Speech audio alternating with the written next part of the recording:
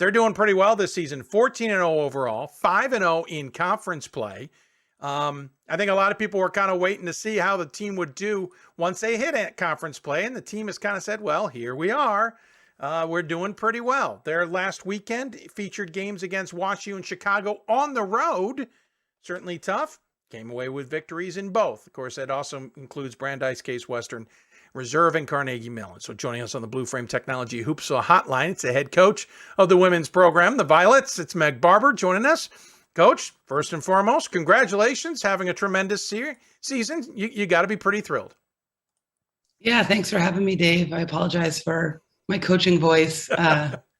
We're the Friday, Sunday schedule, so you're catching me on a Monday. It's my tough day, but normally your day of rest for your voice, as it were. If you will, yeah. As you said earlier, you're just trying to help the officials. I understand entirely. I know a lot of coaches who try and do that. Hey, listen, again, 14-0. I think a lot of people looked at the preseason schedule. Some started to vote for you. I know I did. I went, okay, looks good. Nothing against your program, but I've seen this before. I want to see what happens when we get to conference play. Okay, we're 5 games in. Looks really good. What's the difference with the squad this year than maybe a prototypical year that would have given someone like me pause? Yeah, I think, the behind the scenes is this is definitely, I would say, the most competitive and well-rounded team we've had since I've been here, although it's only been 3 seasons. But unlike 2 years ago, we really relied on Janine Cuffey to carry the bulk of what we were trying to do. We have 6 players, any of whom could start, any of whom could probably drop 20 points in a given night. And I think non-conference, we were playing those players about 19, 20 minutes a game. So, they haven't put up huge statistical numbers yet. We started to get into UAA play and started to rely on them a little bit, more heavily with Jenny Walker. I think she's an elite, back to the basket player. Erica Miller shooting the 3. We've had really steady guard play.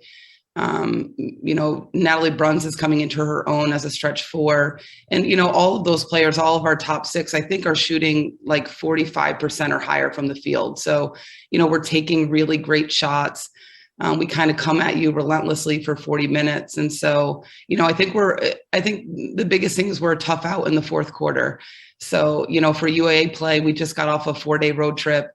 To be able to sustain that at Chicago last night was a really big test for us. And, I was just happy that we were able to sort of pass the test this early in conference play. And, certainly it doesn't get any easier this weekend, going up to Rochester Thursday, playing Friday, flying to Atlanta Saturday, and trying to finish off with Emory on Sunday. Yeah, I figured we'd get you in before things got too brutal, because who knows what's going to happen down the road. But listen, this team off to the best start since 2014-15, when the team went 15-0. So you're knocking on the door of breaking through that one. You've already broken through the following season, 15-16, when the team started 13-0.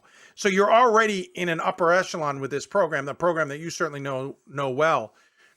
But this team hasn't won a UAA title since 2007.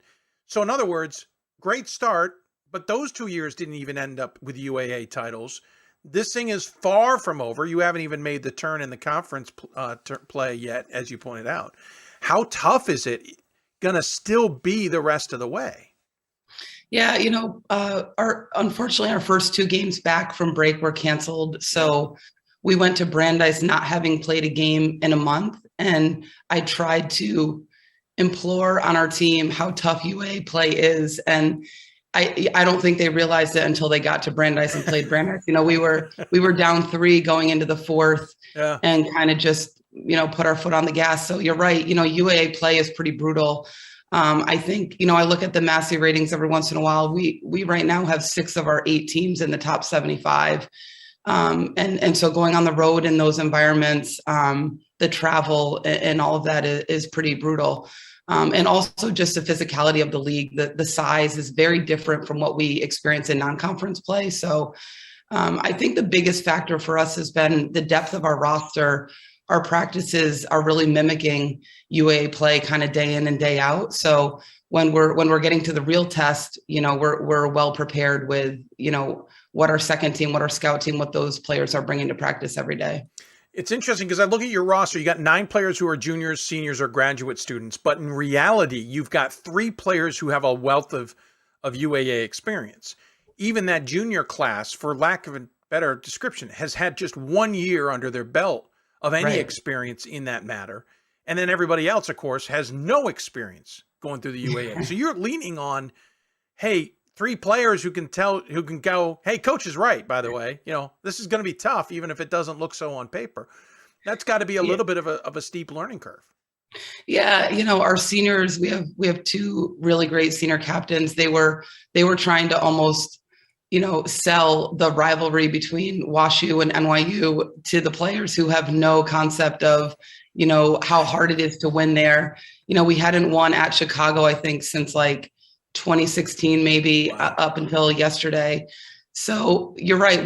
We're starting 3. We're just calling everybody rookies. We're starting 3 rookies. And I think there's a few of our rookies that have yet to really explode onto the scene that are kind of quietly getting better. But it's every moment is a teachable moment. Every UAA game, how to travel on the road and, how to be mature about that. All of that has been a pretty steep learning curve, but our players are very mature and very selfless. I think that's what's reflected right now in our record, and they really don't care who's scoring. They're having a lot of fun together. They like I said before, they take great shots, I think, because they've worn teams down. So some of those numbers I think are reflective of just how hard we play, every game for 40 minutes. And again, I mentioned the 3 seniors, but it's really underclassmen who are kind of leading your way. You have a freshman who not only leads the UAA in steals, at least going into the weekend at 3+, but she's also leading the team in scoring at 13.5 points. And Bella Pelliccia, I hope I said that right name, Bella. You butchered that a little bit. I thought I could pull it off. Go ahead and correct me. Bell Pelliccia. It is Bell. It's Pelliccia. Yeah. Okay. So that's the second one I've had to say in the last week that's Belle, and I've always thought it was Bella, but it makes okay. Just take the E off. Pelliccia? Pelliccia. Yeah, I butchered that. Let's see, I didn't butcher it a little bit, Coach. I butchered that. Yeah. Anyway, well, she's a freshman. I got a couple of years to know her name, but she's leading the team in scoring. Again, pretty high up there in assists. She's number 1 on the team in assists and pretty high up in the conference. The fact that you've got a freshman in that position is pretty incredible, considering undefeated with some senior leadership, etc. That's a big impact. First of all, I'd like to give credit to virtual recruiting. You weren't the only one who said that. Yeah. Where was Zoom all your life, right? Yeah. She has been a surprise to me. I would love to say that it's coaching. It's just not. I was at Division I for a long time. Mm-hmm. She's up there in the top 5 athletes that I've ever coached. Wow. Just has a motor.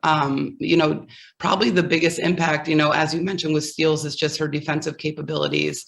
So her scoring really isn't as much like, putting the ball in her hand in a pressure situation. It's kind of happening, from her defense. And, she's a tough out. She has a motor like I've, almost never seen. And so she's doing a lot of this just with kind of heart and hustle and kind of the old school way. So she has a lot of growth left. I think her outside game is slowly developing. That'll really help her. But you're right. Like I said, we have 3 players in our starting lineup who had never worn an NYU uniform before this year. So, I think the team chemistry continuing to improve is really going to help us make that next push the second time around in UAA when, everybody scouted you. They know how to coach a little bit differently against you the second time around. And, hopefully we're able to improve enough to sustain everybody's second effort. To your point about her outside shooting, of the 125 shots she's taken, only 12 have come from beyond the arc. That also gets to the point that, getting points off steals. In the meantime, Jenny Walker, second on the team at 13 points a game as a junior, hasn't taken a single shot from outside the arc. And then you get to Erica Miller, who leads the conference in 3-point shooting. So it's interesting. You got 2 players. Really, 3-point shot is not part of their game, at least as of now. And then you've got the counter of that with Erica Miller, whose 3-point shot is her game and is basically another weapon that you've got there. So you got you got inside, you got transitional, you got 3-point shooting. That's a dangerous trio, and we haven't even talked about more than just those three. Yeah, you're right. Is a fantastic shooter. She really stretches defense. She opens it up for Jenny Walker. Belle opens it up for Erica. So, they're all kind of helping each other, and when we get in middle of games, we kind of see what's working. We'll just kind of go to the hot hand and, ride that out for a little bit. So they're really complementary of each other. Brooklyn Shelton, who we haven't talked about, is our sixth man. She wasn't on our trip this past weekend.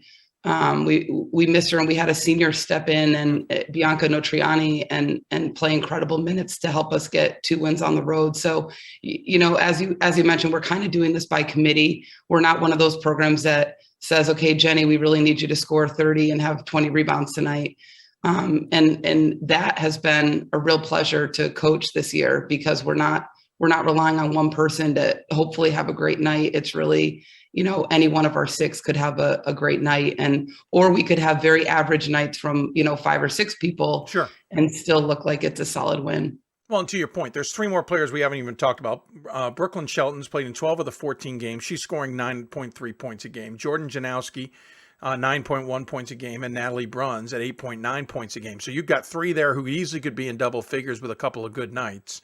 Mm-hmm. And while there's a drop off after that in terms of scoring, there isn't a drop off in terms of minutes, and there isn't a drop off in terms of games played. You are playing deep, as you've mentioned. You've kind of had to in some cases, but you also have depth, kind of spell different places here and there, and that's going to be beneficial not only on a UAA weekend, obviously, but that's beneficial should you still be playing in March. For sure. I've never had to make so many adjustments as a coach. We had 12 new faces on October 15th that I had never coached in practice. And we thought we knew what we would do. And then, a couple games in, we changed it. A couple games in, as players develop, we changed it again.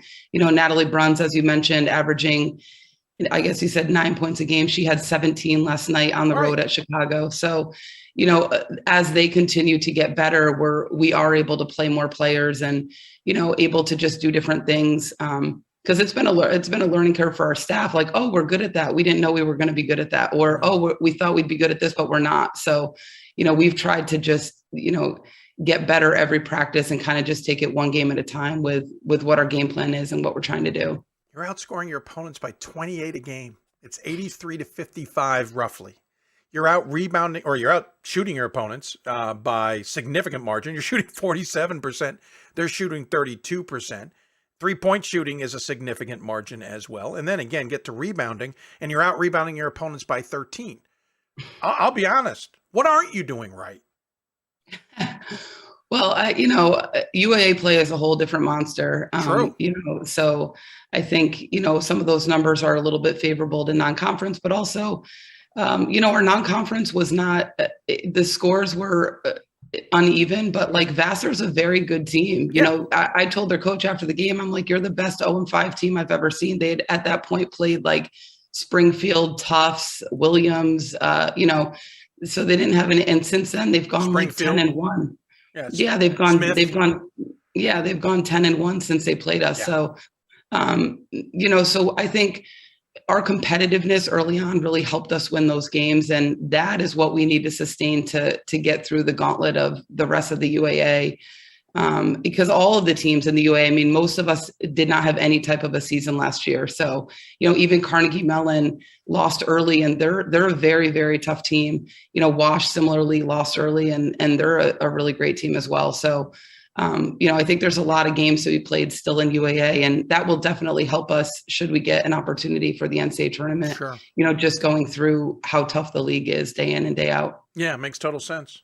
You talked about earlier the games lost. You were supposed to play at Baruch, and you were supposed to play Mount St. Mary. Games that are relatively close. They're not out of the realm of distance-wise, but are you going to be able to make those games up? One of them was on the road. One of them was at home, and we'll talk about that in a second. But are you going to be able to make those up? Can you find another opponent, or is the UAA schedule just too brutal that even a Tuesday game ahead of maybe home games or out of home games is just not going to be realistic? Yeah, that's a difficulty. We practiced at 8 a.m. Thursday, caught a flight to St. Louis, traveled Saturday to Chicago, played Chicago, got back at midnight last night. Today is our off day, also the first day of classes for spring semester. So a Tuesday game, it's like you're just kind of like throwing it up, like let's see what Yeah. So, but we may look for that last week because Brandeis is a single game. Yep. To squeeze something in Tuesday or Wednesday. But even the opponents that we lost, most opponents are focused also on conference play and trying to get their makeup conference games in. So right now we really haven't had any takers, but if anyone's out there that is interested in a last week of the season game, we certainly would love to pick one more up. I've brokered other games. You never know. Maybe we'll come up with something for you. The other point, and I said it at the beginning, obviously Cole Center gone bye-bye. You guys, I think, have played at Hunter for the most part since then, if memory serves, not counting this year. But this year, oh, by the way, let's see. I want to get it right. I had it here a moment ago, and now I seem to have misplaced it. You have played at 3 different locations. Here it is. Hunter, the Brooklyn Athletic Facility, which is part of NYU, and the St. Francis College, which you're at now, all because of COVID rules and other stipulations. So forgive me, my contacts are driving me nuts here. How difficult is it? Not only we talk about scheduling, you got to figure out if a facility is available, but you're changing facilities. You may be practicing at different locations. It was tough enough when they left Cole Center. I know you weren't there for that necessarily, but you eventually had to take that on. Now it's a whole nother level. And oh, by the way, you might get to move into a new place sometime in the future. Fingers crossed. Right. I mean, that's got to be a challenge all unto itself. Yeah, it's made us, every game is a road game. We never practice at St. Francis, Brooklyn. We tipped off against Case. They were playing there for the first time. So were we. So wow. In some ways, I think it's almost muted, the whole road game feeling for our players in a really great way, because we're always on the road. We don't even shoot in the gym. We don't practice at St. Francis, Brooklyn.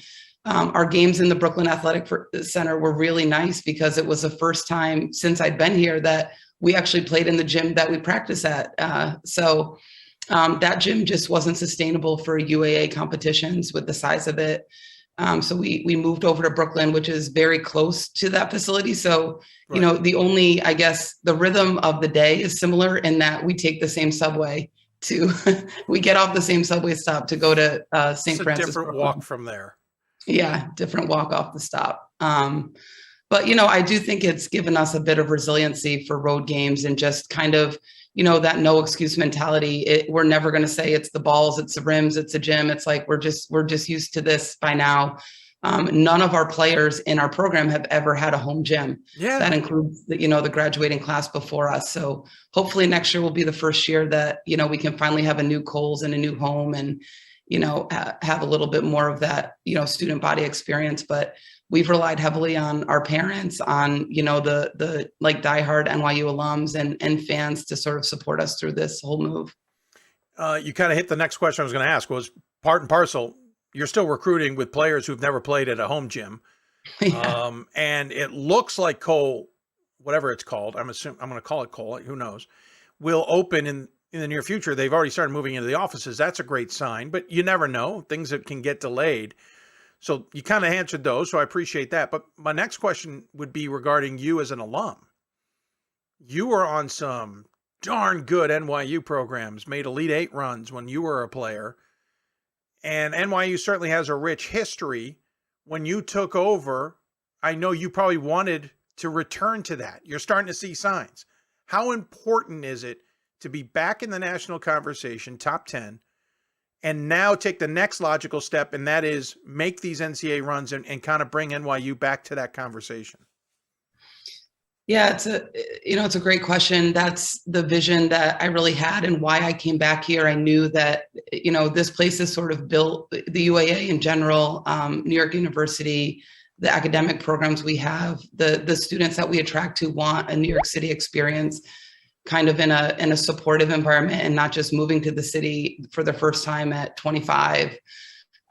We have a national brand and we've been able to recruit to that, and players have bought in without a gym. So, I'm hopeful it makes the recruiting a little bit easier, but to be fair, the pandemic sort of, as terrible as it's been, nobody was really doing on-campus visits and things like that. So we were able, like Bell Palekia, Jordan Janowski, those players, a lot of those players were Jersey players. They had been to our campus.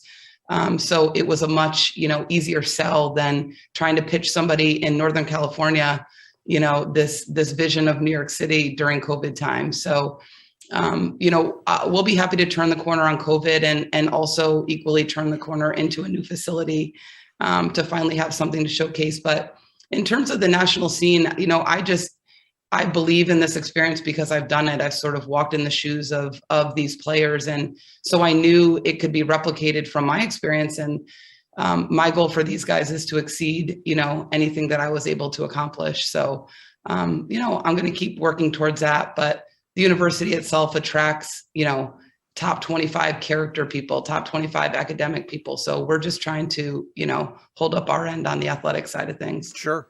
And certainly a rich history in athletics across the board, in a lot of sports.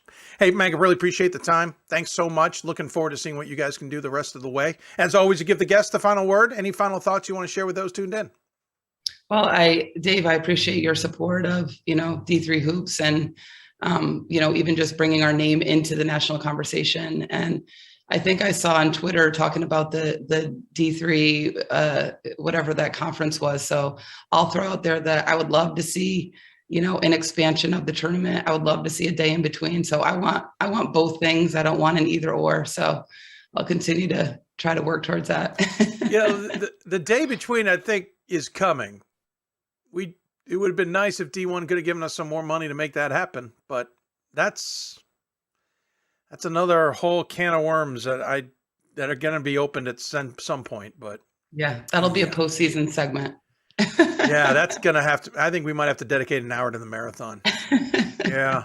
Now that you bring that one up, one I hadn't wanted to wade into. Not because I didn't want to, because I agree with you. I'd like to see the game split up, but it's a venture. Again, thanks so much. Hey, keep Bernstein in line for me if you don't mind. We really appreciate that. Good friend, but we're just we can't check on him as much as we used to. It's hard to do, but I'll do my best. Fair point. Hey, take care. Thanks for the time. Thanks, again. Dave. Rest your voice. We'll talk to you soon. Appreciate it. Meg Barber joining us on the Blue Frame Technology Hoopsville Hotline. Appreciate her taking the time. By the way,